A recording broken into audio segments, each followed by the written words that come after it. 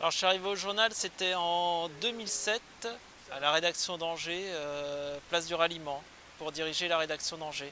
Alors auparavant j'étais en Vendée où j'ai commencé dans les hebdos. Après j'ai intégré la rédaction de Presse Océan à Saint-Nazaire puis à La Roche-sur-Yon avant d'arriver, comme je le disais, en 2007 ici à Angers. Le journal en 2007 c'était d'abord un grand journal qui se déployait sur un grand format.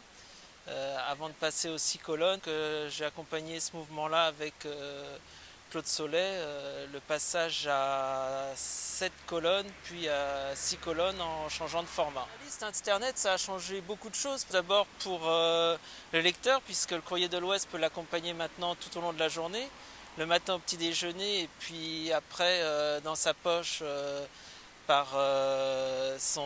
avec son smartphone, et puis le soir dans son lit avec son iPad, et puis au bureau, pourquoi pas, sur son ordinateur.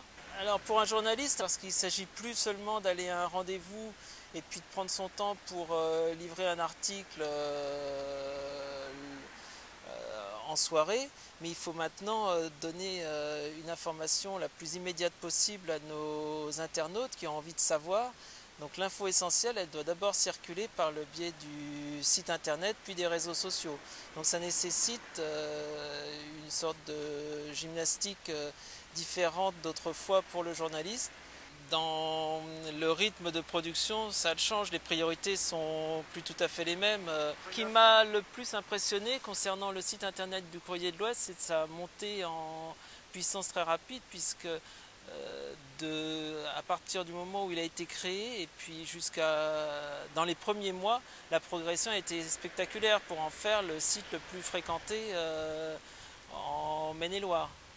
Ce qui montre bien qu'il y avait une forte attente de la part des internautes et de nos lecteurs. Je suis mayennais et le Courrier de l'Ouest, je l'ai connu quand j'étais gamin, et un des souvenirs qui m'a marqué, c'est d'avoir entre guillemets participé au Courrier de l'Ouest en dessinant à l'occasion d'un concours de dessin de Noël.